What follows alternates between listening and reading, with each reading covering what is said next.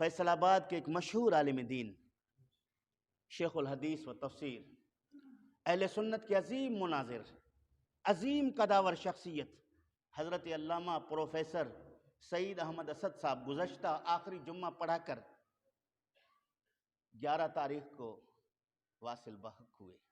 حرارت قلبی بند ہونے کی وجہ سے، دلی حرکت بند ہونے کی وجہ سے وہ واصل بحق ہوئے۔ میں وقت کم ہے، صرف 2-4 باتیں ان کی خدمات میں عرض کر کے اپنی جگہ لوں گا۔ وہ شخصیت مسلمانوں کے درمیان اتحاد کا دائی، اہل سنت کے عقائد پر ایک مضبوط چٹان، جس نے غیر مقلدین کے ساتھ فاتحہ خلف الامام کے عنوان پر سانگلہ حل میں مناظرہ کر کے 2 گھنٹے کے اندر سانگلہ حل کے عظیم مسجد آزاد کرا کے چھوڑ دیا۔ شرط یہ تھا کمیٹی کے افراد میں کہ اہل سنت اور اہل حدیث مناظرہ کریں گے، جس کی نماز رسول کریم کے سنت کے مطابق ہوگی مسجد کا امام وہی بنیں گے۔ علامہ صاحب نے 2 گھنٹے میں اہل حدیث کے مناظر کو ایسے دلائل سے ساکت کر دیا، خاموش کر دیا۔ آج بھی نیٹ پر اس کے ویڈیو موجود ہیں، جہاں اہل حدیث مناظر اور صدر مناظر علامہ صاحب کے دلائل کی تاب نہ رکھتے ہوئے آپس میں لڑ پڑے، آپس میں جھگڑنے لگے۔ اتنے مضبوط دلائل دے کر آپ نے اہل سنت کی شان کو بلند کر دیا۔ علامہ خطیب اہل سنت حافظ شبیر احمد حافظ آبادی کسی جگہ پہ 11ویں شریف کے عنوان پر تقریر کیا، اور اس کی تقریر پر اہل حدیث کے مناظر پروفیسر طالب الرحمان نے علامہ شبیر حسین حافظ آبادی کو مناظرے کا چیلنج دیا۔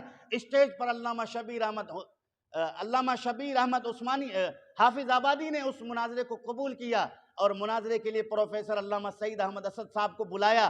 علامہ سعید احمد اسد صاحب نے طالب الرحمان کو وہ دلائل دے کر بتا دیا کہ 11ویں شریف کوئی ایسے نہیں، 11ویں شریف تو ایصال ثواب کا نام ہے، اور اس پر قرآن مجید کی 100 آیات اور حدیث پڑھ کر بتا دیا کہ اہل سنت جو 11ویں شریف پیران پیر غوث اعظم جیلانی کی کرتے ہیں، یہ مصطفیٰ کریم کے صحابہ سے چلا ہوا بزرگوں کا طریقہ کار چلا ہے۔ ہر ایک نے اپنے اپنے بزرگ کے لیے ایصال ثواب کیا ہے۔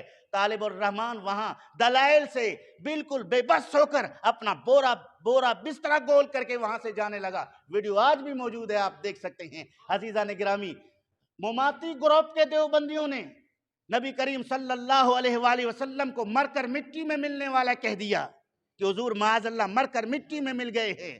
اہل سنت کے اندر بے چینی پھیل گئی، اور یہاں تک کہ مناظرے کی نوبت پیدا ہو گئی۔ انہوں نے حیات النبی کے عنوان پر علامہ پروفیسر سعید احمد اسد صاحب کو مناظر منتخب کیا۔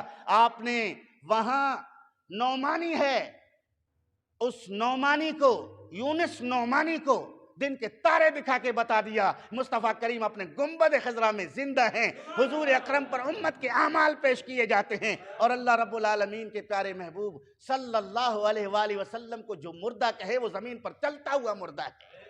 یہ دلائل دے کر آپ نے ثابت کر دیا۔ اور یوسف رحمانی نے نبی کریم صلی اللہ علیہ وسلم کے علم غیب پر تانازنی کرنا شروع کر دیا، کہہ دیا کہ دیوار کے پیچھے نبی کو علم نہیں ہے۔ علامہ پروفیسر سعید احمد اسد صاحب نے علم غیب کے عنوان پر پنجابی زبان میں اس کے ساتھ مناظرہ کر کے 35 دیوبندی ماہرین کے سامنے اس کو شکست خوردہ بورا بسترا گول کر کے بھیج دیا۔ اتنے بڑے جید عالم دین جو اپنی تقاریر میں اکثر کہتے تھے اہل سنت جب تک میں زندہ ہوں، آخری تقاریر میں وہ کہتے تھے کہ جب تک میں زندہ ہوں اہل سنت کی طرف کوئی ٹیڑھی آنکھ اٹھا کے دیکھے تو مجھے بلا لو۔ اتنے جید عالم دین نے اس دنیا سے رخصت ہو گیا۔ اللہ پاک ان کو جوار رحمت میں جگہ عطا فرمائے۔ آپ عظیم الشان مناظر تھے۔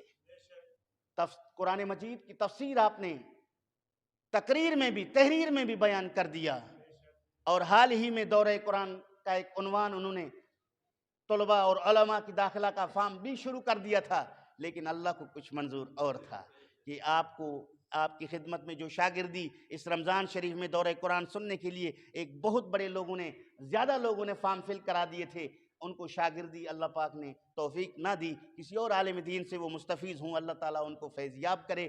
تو علماء اہل سنت کا اٹھ جانا یہ بہت بڑا عالمیہ ہے۔